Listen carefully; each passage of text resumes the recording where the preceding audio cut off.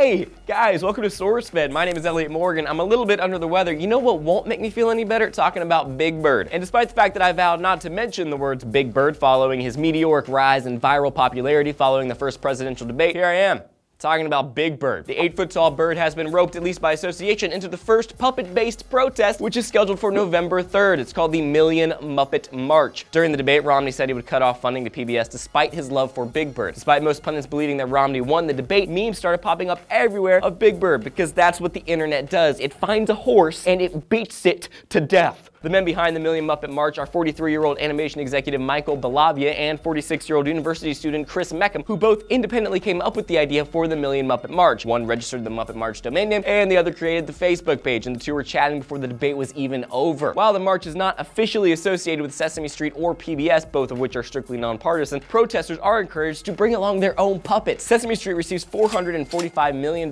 from the $3.8 trillion federal budget. In other words, every U.S. citizen pays $1.35 for public broadcasting. That's a drop in the bucket compared to the $22.48 per citizen in Canada or the $101 per citizen in Denmark. So why is Romney trying to save each American $1.35? He claims he's trying to cut every non-essential program. Mitt Romney wants to kill Obama, care, as well as privatize Amtrak. In fairness, public broadcasting is no stranger to being targeted by conservatives. But here's the caveat to this whole overblown, oversimplified, and overused meme. Big Bird doesn't rely on the government to survive. The former CEO of PBS made over $700,000 a year plus over $250,000 in bonuses. And out of the $130 million of total revenue for Sesame Workshop, the company that produces Sesame Street, $7.9 million of that was from government grants. That's 6%. So the real issue here isn't the survival of Big Bird. It's the argument that it's necessary to cut every program based on necessity, even if cutting it really won't make a difference one way or the other. My opinion is that this issue has been blown out of proportion on both sides. The idea of not spending money on things we can't afford has mutated into a I can't see the forest for the trees, a throw the baby out with the bathwater approach to government spending. And a disagreement with said political philosophy has kind of snowballed into like Muppet-laced protesting, and that completely displaces focus and it muddies the waters in an already murky political climate. Everybody, in other words, needs to calm down,